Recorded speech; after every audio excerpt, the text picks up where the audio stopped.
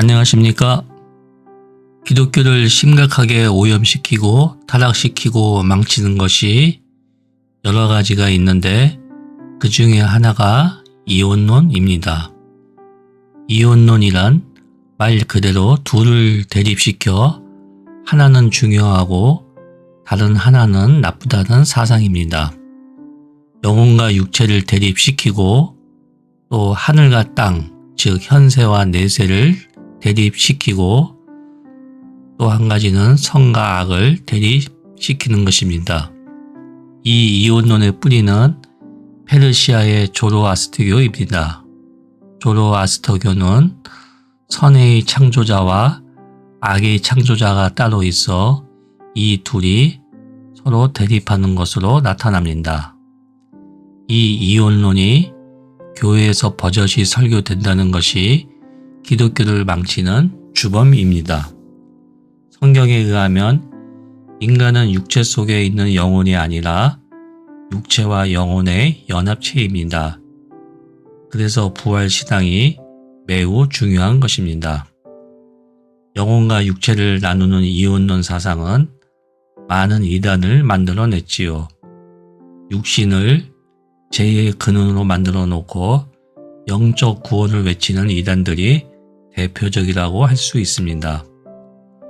잊지 말 것은 우리 인간 자체가 하나님의 사랑으로 창조되었다는 것입니다.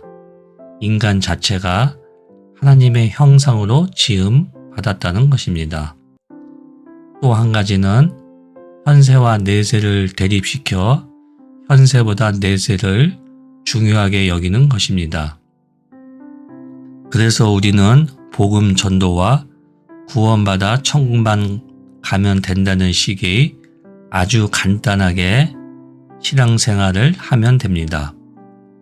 이렇게 되면 성경의 90% 이상은 버려야 합니다. 왜냐하면 성경은 철저히 이 땅에서의 삶을 다루고 있기 때문입니다. 마지막으로 종교, 일상의 이혼론입니다. 종교와 일상을 대립시키는 것이죠.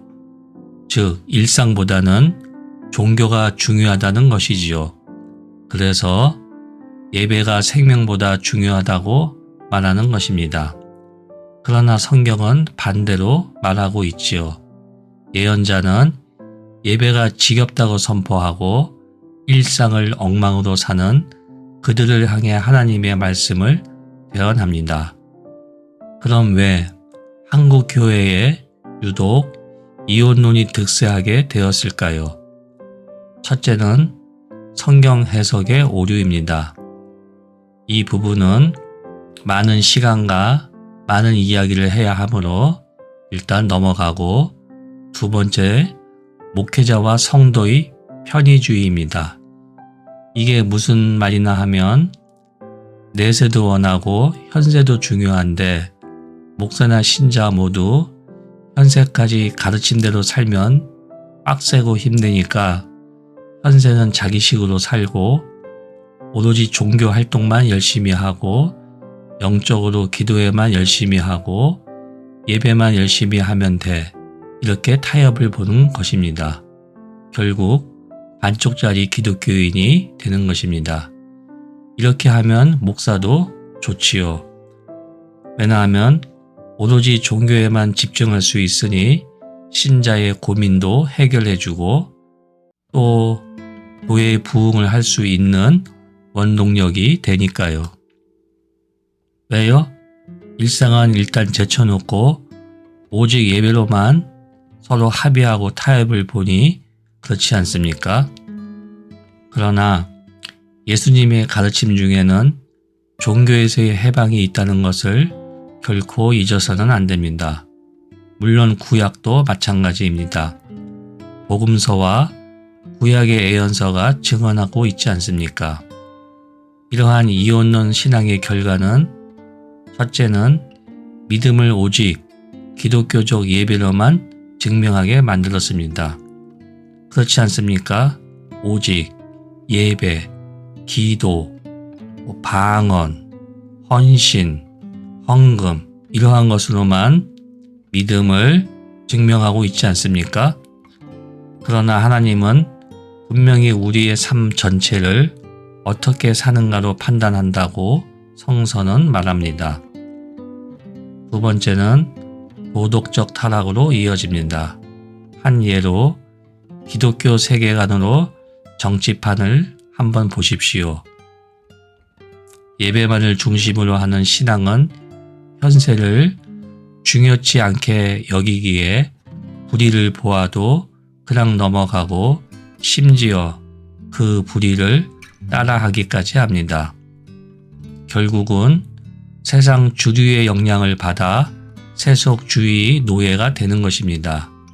기독교의 가치관이 없으니 세상 주류의 가치관을 따라하는 것입니다. 결국 이러한 이혼론의 신앙은 자기 만족을 채우는 것이고 현세에서의 삶에서 도망가는 것입니다. 오직 면죄부를 원하기 때문에 그들의 집착과 욕망은 하늘을 찌르는 것입니다.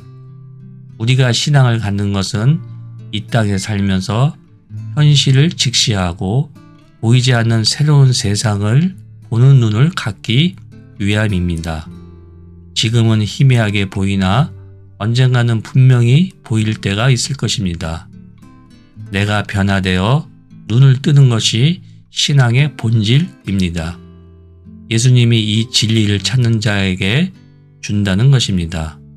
이 진리를 발견하여 나를 누르고 옥죄는 모든 짐에서 해방되어 참 자유를 찾기를 바랍니다. 감사합니다.